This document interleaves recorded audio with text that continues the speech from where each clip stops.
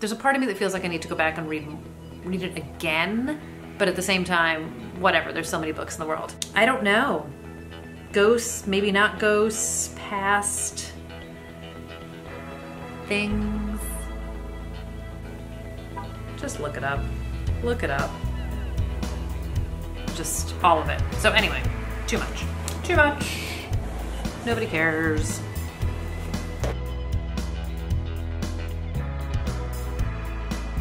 Hi everybody, it's Audrey and welcome back to Chapter and Converse. Today's video is going to be another in my 2020 new releases series, though it's not really a series, but I wanted to talk about a bunch of books that are coming out and I'm gonna asterisk this from the get-go. Release dates are changing like crazy. So I was listening to an interview with a literary agent who was saying that part of the reason why they're pushing book release dates out is because they literally can't get the paper to print the books on because the paper comes from China. And to me that was like mind-blowing because I was thinking that all of this was happening just because authors can't do events and because we're quarantined and it's harder to get books these days, but there's so many other factors that are going into it. So I will do my best to put the dates down below of when these books are supposed to come out. As of the time I'm filming this, just know that all the dates might change. And then also some books are like already out in the UK, so if you're crazy like I am, you can still get some of them.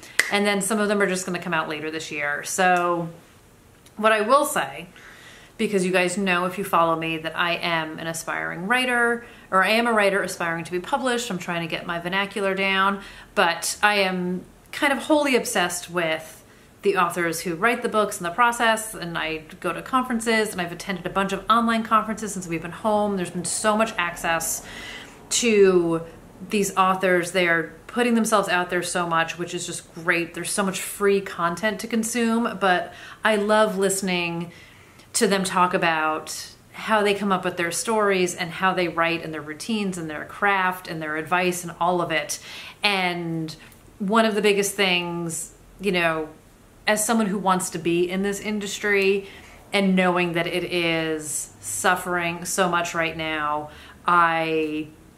this may have happened already, did start buying some books, and I've selectively started buying some books, but I want to support the industry. I want to support the authors that I love. So pre-ordering super helps these guys and gals. So if you're interested in buying books, for sure. And then also supporting independent bookstores. So I've been shopping through bookshop.org, which I will link down below. None of this is sponsored.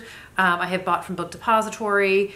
Bookshop.org allowed me to purchase from a bookstore in Boston that I used to go to when I lived there. I also participated in the Y'all Fest conference that was online, so I actually bought a book through a bookstore in Charleston, South Carolina, who was one of the sponsors of that event. So I'm also trying to sort of like spread my money out to people who need it and support the authors that I love.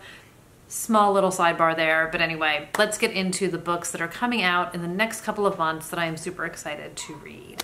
So the first book, which is already out and came out, I want to say end of April, is Pretty Things by Janelle Brown. And I heard about this from Alexa Dunn, who I have talked about on this channel before. She gives great thriller recommendations. She is a writer and she just consumes tons of thrillers and talks about them, which I love.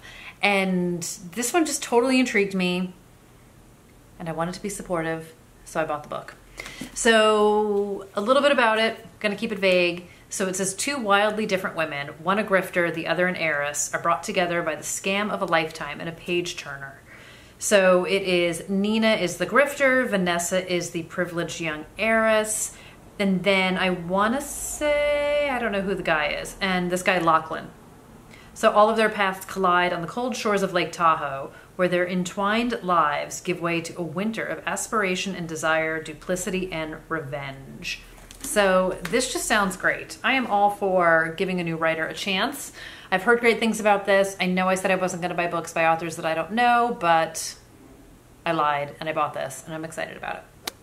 The next book is Suzanne Collins's The Ballad of Songbirds and Snakes, which is the prequel to the Hunger Games trilogy.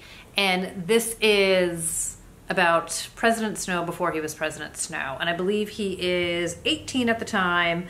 And he winds up being the mentor for the female tribute from District 12, which is what Katniss wound up eventually being. So this is supposed to be his story. I don't know what's going to happen here. I'm not rushing out to buy it, but I'm curious to read it. I totally enjoyed The Hunger Games. I have massive curiosity about this book. So I would like to think it's not going to be that typical tale of like, he was a good guy and then like something happened then and then it made him evil and hate District 12 in the long term. I don't know what's going to happen here. But I'm hoping it's more of like The Testaments, which Margaret Atwood's 35 years later of The Handmaid's Tale, where it does the original book justice and gives us some backstory on some people without trying to convince us that they're great people, but maybe understanding them as people, if that makes sense. So anyway, curiosity factor is high on this one for me. The next book is The Waif Stalker by Liv Constantine. And I talked about them it's a sister duo, Lynn and Val Constantine, who write under this moniker. And I loved The Last Mrs. Parrish. I did not love The Last Time I Saw You. But I'm still optimistic about this, and I am not done with them as a writing duo because I very much enjoy them.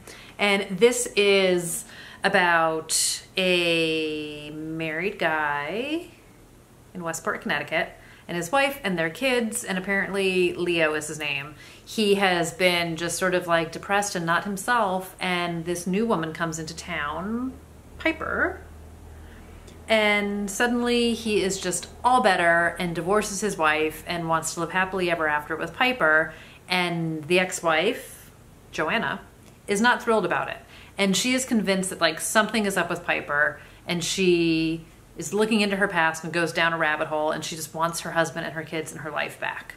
So I'm not totally sure where this is going. I'm not totally sure what's happening here. We're not supposed to know because it's supposed to be a psychological thriller. But again, super curious about it. I do really enjoy them as a writing duo, and I'm hoping this has more Mrs. Parrish vibes to it, not in story per se, but in characters and in twists and turns and all of that good stuff. So again, another one. Obviously, these are all on my radar, so I should just stop saying that, but that's the next book. Next up, Riley Sager has a new book coming out in June, and it is called Home Before Dark.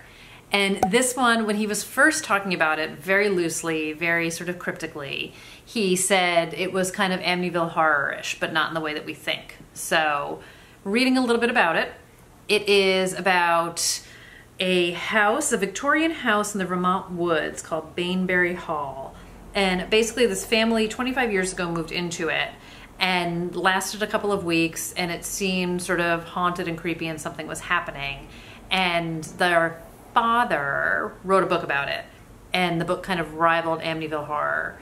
And here we are 25 years later, and the daughter winds up inheriting the house, going back to it to renovate it, but the town is not super jazzed that she's there because they kind of resent the fact that he wrote this story called House of Horrors. It's like a nonfiction book that apparently the dad wrote. So the family's not super jazzed about her or the family or any of it. And it sounds like, do ghosts exist? Do they not? Was something sinister happening at the time? Was something else happening at the time? And what the heck is going to happen now that she's back in town? So I'm in for the ride. I am a fan of Riley Sager. I super enjoy his books. Final Girls is still my favorite. That was his first book. And I'm a fan. I'm a fan of the writing. I'm a fan of the twists. I'm down for the ride. I will 100% be reading this one. The next book is The Lies That Bind by Emily Giffin. And this is, I want to say, her first book in like 2 years. And I used to be a hardcore Emily Giffin fan. Like, I would buy the books the day they came out. Loved everything that she wrote until there was a book she wrote that I didn't love. But then I wound up sort of rediscovering her in the past 2 years and really enjoyed her last 2 books. So I'm interested in this one. It definitely feels a little bit heavy. So this takes place in 2001, and we have this woman, Cicely, in New York City, and she basically like winds up meeting a guy at a bar one night, and they sort of forge this wonderful connection. And she's a little bit homesick for the Midwest and her ex-boyfriend and some other things. And the man she meets, Grant, is about to quit his job and like move overseas and sort of change his life. And then 9/11 happens and Grant goes missing in the chaos of 9/11. And she finds herself trying to search for him and finds that someone else is searching for him and is sort of looking into everything. So sort of, I'm guessing this is going to be typical Emily Giffin in that there is going to be some romance, some loss, some complicated relationships. Her more recent books had a little bit of heavier topics to it, but I'm not saying that in a bad way. And this one says, The Lies That Bind is a mesmerizing and emotionally resonant exploration of the never-ending search for love and truth in our relationships, our careers, and deep within our hearts. So I'm super interested. Like I said, this one's on my list, and I'm pretty sure this one's supposed to come out still in June. The next book is Stranger in the Lake by Kimberly Belle. And I was a huge fan of Dear Wife, which was her last book, and The Marriage Lie. So I am totally down for the ride of what she's going to write next. And this one is about a married couple, Charlotte and Paul. And Paul is a widower. He apparently was the knight in shining armor for Charlotte. And everything is great and perfect and wonderful and fabulous until the body of a woman shows up in the lake near where they live. And worse so, the woman's not a stranger. She's someone that Charlotte saw her husband talking to not that long ago. So here we go with like dark mystery, dark past, dark secrets, dark, dark, dark, dark, dark, it sounds like. I'm totally here for it. She doesn't know what to trust. She's super curious about the man she's married to. Is he a murderer? Was there something suspect about how his first wife died? I don't know, but it says, on her growing suspicion, there's something he's hiding in the water. So who knows? But I am totally down for the ride on this one. I'm a fan, like I said, of Kimberly Belle. I think she writes some good thrillers, some good twists and turns. I always enjoy her characters, so I am interested to see what she comes up with next. The next book is What Lies Between Us by John Marrs. And